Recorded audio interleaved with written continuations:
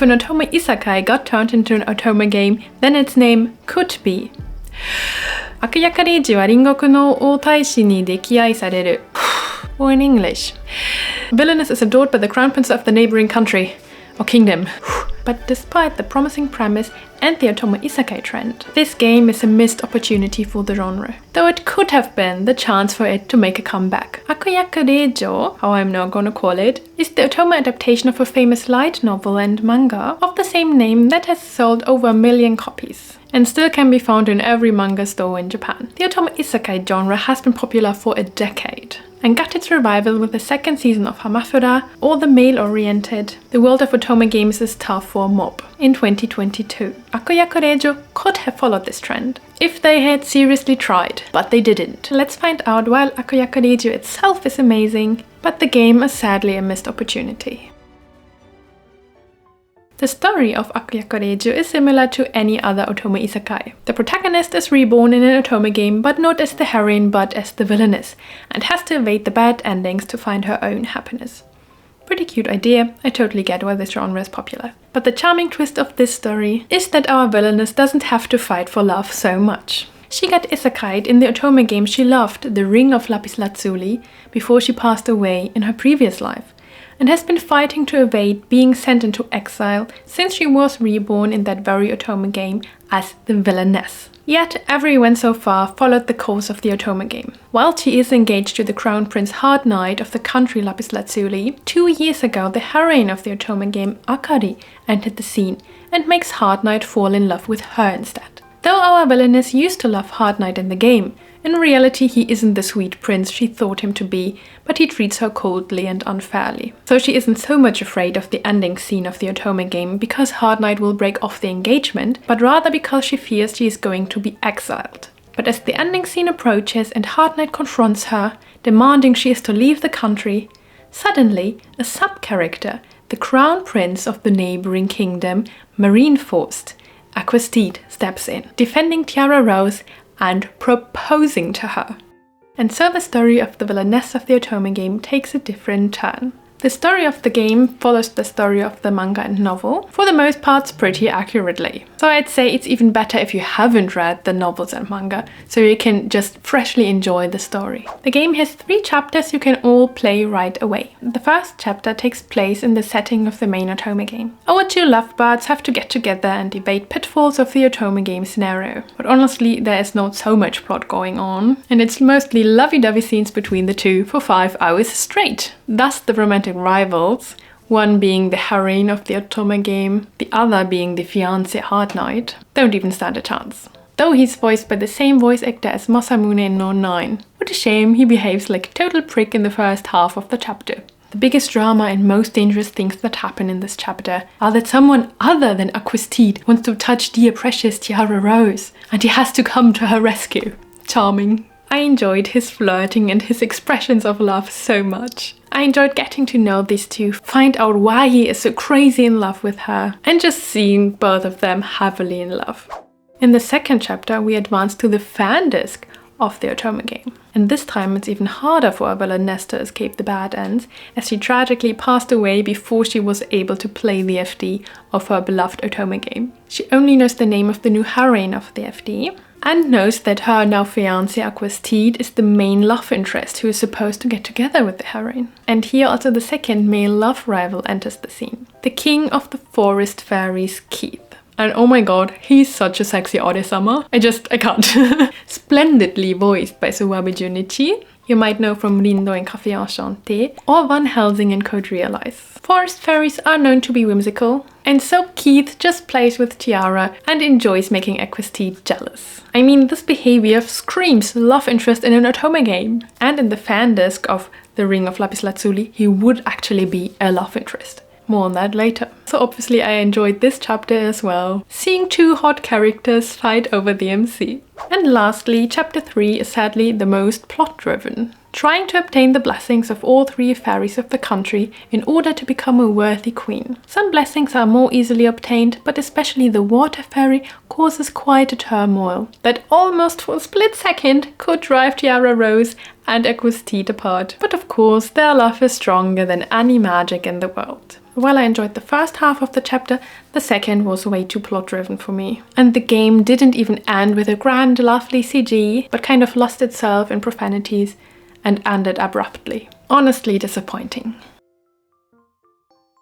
First, what makes this game enjoyable for me? The story absolutely scratches the princess courted by a hot prince itch. And I think it's the only game I know that starts with the engagement instead of ending with it. There's no time lost with building up a relationship. Just boom, he's already secretly in love and just sweeps her off her feet, so she can't help but love him back.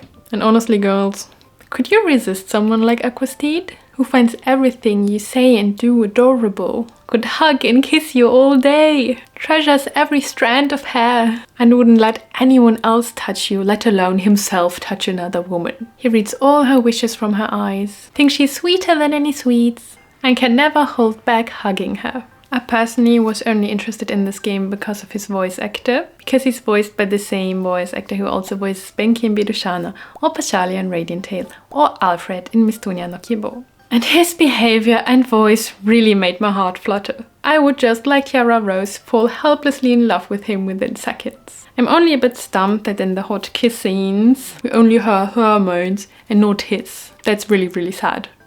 On the other hand, does the game rely on the initial attraction a bit too much? You don't really get to know the main characters on a deeper level. They do spend a lot of sweet time together, which is definitely the main selling point of the game, don't get me wrong. But it's difficult to describe this time as quality time. It's rather just making out. So if you're looking for a more emotional and sensitive and deep love story, this game won't deliver on that. What it does deliver on, though, are countless sweet moments, blushy sprites, and even slightly steamy scenes as far as your eyes can read. Definitely a game that will give you a sugar shock, and that is sweeter than any sweet. This is also wonderfully accompanied by the beautiful, glittering, sparkly CGs, and very romantic, yet sadly not in the steamy moments. But playing this game for anyone else but Aquastide will probably end up being a painful experience. Aquastide and Tiara Rose only love each other, even though there are major hot side characters demanding to be dateable characters in any so-called Otome game. If this was an Otome game with some self-esteem, it would let us date the forest fairy king Keith and the former fiancé Hard Knight. But this adaptation decided to strictly stick to the novel and not let Tiara Rose date anyone else. And this is one of the main reasons why I think this game is a missed opportunity. Why make an Otome game adaptation of a novel about an Otome game where there are multiple love interests in the Ring of Lapis Lazuli if you won't make these actually dateable characters in the real Otome game version? It makes no sense. And I mean, the story and side characters scream date me. I guess that it would be very heartbreaking for Aquastide to see Tiara Rose end up with anyone else. But honestly, it feels like that for every true brood who has been waiting through all the previous broods till the MC finally dates him. I'm looking at you, Gomon. So we as the players, as well as all the poster boys in the Otome world, we are used to some heartbreak in order to be able to date all the cute guys. It's not that difficult, is it? Instead, they implemented short, like really short, like 10 to 15 minutes short, extra scenarios for the side characters. Which is nice, I guess. But sadly, these scenarios don't take place in the Akuyaku Reijou Otome game we have in front of us, but in the Otome game, the Ring of Lapis Lazuli. So you don't play as Tiara Rose, but as the respective heroines of either the main game or the FD of the Ring of Lapis Lazuli. While I think this is a cute idea, it doesn't really seem like a worthy substitute for a whole full-fledged route, and honestly feels rather empty and sudden, as until then, the heroines used to be our enemies, and the scenarios just too short to build up a relationship with the heroine or to form a connection and build a relationship with the LI. I guess one benefit of having only one route is that you can spend more time with one character, but as the game is only 10 to 15 hours long, so I guess I would have preferred to have two shorter routes with Aquastide and Keith. And no, I'm not going to talk about the names that are a stone and a forest in Germany. I think there are several problems leading to the misunderstanding of what a worthy Otome game looks like. I would admittedly still describe this as an Otome game, as you date a pretty boy, and the game is all about dating and nothing else. But I think they stick too strictly to the novel the game is based on. The game strictly follows the course of the novel, sometimes scene by scene, sentence by sentence. I haven't read the whole novels and manga, but at least parts of what I read were exactly like in the game. But if you have read both, please tell us what are the similarities and differences between the different adaptations. The game chooses a third-person narrator, just like the novel. Not like in most Otome games a first-person narrator or a limited third-person narrator like in Shonodoku, but this third-person narrator is omniscient. The narrator knows what is going to happen and knows the thoughts of other characters as well besides Tiara Rose. The game sums up what happens in the previous chapter, just like you know it from manga. The game is linear. While you can make choices that lead to different CGs, you will always get the same ending. And some parts of the game just read like a novel. Just text on background, no sprites and not even music. Almost like a kinetic novel. Which leads me to conclude then, rather than a visual novel Otome game with different love interests and different endings, it wants to be a kinetic novel, a voiced and colored version of the manga. And I guess it is not because after long hours of contemplation they decided this would be the better choice for the game. Because most of the games of the publisher are rather short and simple. It has been 4 years since they brought in a Otome game to the Switch. And the latest non-Otome being Reijou, a Josemuke idol game. But you could call their Otome games either hidden gems or just plain ordinary.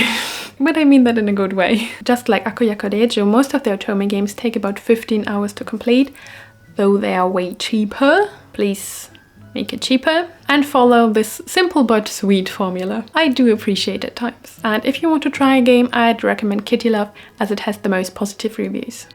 But even those games don't seem as badly designed as Akuyaku Reijou is. Let's see. Clicking on a choice doesn't make a sound. The B button just doesn't work. If you want to go back in the options, you have to use the touchscreen, as luckily there always is a back arrow, otherwise you'd be stuck. There is a backlog, but you can neither replay a voiced line nor use it to jump back to the scene. If you want to skip scenes in order to get to the alternative CGs, there's only an all skip button you have to hold the whole time. Welcome back to the PSP era, my friends. And while I already praised the CGs and sprites, the background art is a bit jarring at times. With no details and it just looks dead. I guess they wanted to save a penny here and there. There even is one unvoiced line at the end of the game. Like, it's a super romantic line and they just forgot to voice it. And maybe they also saved some time not giving the characters marriage rings after the ceremony, where they did indeed exchange rings. So overall, I feel like this game, maybe it was not rushed, but it seems a bit sloppily executed. But interestingly enough, all the localized games come in English as well as Japanese, which makes them just perfect for learning Japanese, as you can easily switch between languages. But I made a whole video about that. The language difficulty of Akuyaku Reijou is intermediate, I'd say. While there are some uncommon kanji and noble talk, the vast majority is lovey-dovey talk you should know from any other Otome game you've played. Also, the heroine is voiced, which is great for learning, as more voiced lines is just more easy to understand text. At this point, judging from the screenshots on the Nintendo eShop, I think it's difficult to recommend playing this game in English, as the translation, as the whole execution, seems very, very sloppy. 2 out of 4 screenshots have awful mistakes even non-natives can easily spot. Hopefully this is an unlucky coincidence, or they patch this really quickly, as otherwise this bad translation might totally suck the enjoyment out of the sweet scenes. I guess that the shortness and lazy production is probably rather a budget problem, as there was practically no marketing for the game. No one talked about it and reviews are far and few between. But if this review was helpful and you want to be the first to watch my reviews or get Japanese language learning advice, then consider becoming a patron like these lovely people. Thank you so much. This game had great material to work with, and playing it I really get why the novels and manga were so successful. It's rare to see a love story about a couple that already is together, fighting for their love to stay together, instead of about the act of getting together. The main love interest is the cutest guy in the world, and I'm sure every girl secretly wishes to be treated like he treats his Tiara Rose. And if you also want to be a princess carried on hands by her hubby, if you need some sugar in your life, with characters who are too adorable, then this game is for you. At the same time, this great material was wasted with sloppy execution and lazy writing. If you've read the manga and novels, there's almost nothing new for you. You shouldn't want to date all the side characters. What would be the obligation of a manga turned into a Otome game? But you just have to be happy with your one and only Akostid. Don't ask for deep narration or emotional bonding, or talking. Bonding in this game happens when they do sweet things together, like feeding each other, but not because they share their fears and dreams. Be prepared for a simple love story in a royal and fairy setting, with only a bit of plot to test the strength of their love, but nothing serious. Don't expect multiple endings or even bad endings, though I think Akostid would be perfect for a yandere ending. Sadly, because they just stick to the novel, this dream of mine was not fulfilled. Don't expect a long game. Despite the price, you will still only get 10 to 15 hours. It will be a sweet but short experience. So my recommendation would be to wait for a sale and for updates on the translation quality. If you like the Otome isekai trope though, I think the story took an unconventional turn on it. That is exactly why the game could have been more successful. If they actually tried. If they added love interests or different endings, if they marketed it more and really rode the Otome isekai trend, which is still in popular demand, it could have been a back to the roots approach. As in the early 2000s, it was pretty common that Otome also have manga or anime adaptations because of their multimedia approach. Take Otome Honey X Honey Drops, or the more popular Hiro no Kakera, or Rankoku Host Club, or of course Hakuoki, or rather recently, the Otome game adaptation of Hamafuda, or the drama CD Otome game adaptation of Hana Emokaduto in Bloom. As the multimedia approach used to help the popularity of the Otome genre, I think it's good that there are some signs that this is coming back, and Opera House should just have gone with it, so not squeezing everything out of the Akuyaku Reijou franchise, marketing it more, emphasizing the Otome aspects in the game. It's just such a waste of potential for the game itself, as well as for our beloved genre. I personally would rank the game higher as Hamafuda, just because it has more lovey-dovey scenes. Hey, I'm honest, I'm just here to be kissed. But if you are looking for an Otome isekai game, Hamafuda would honestly be the better choice. And why? You find out in the next video.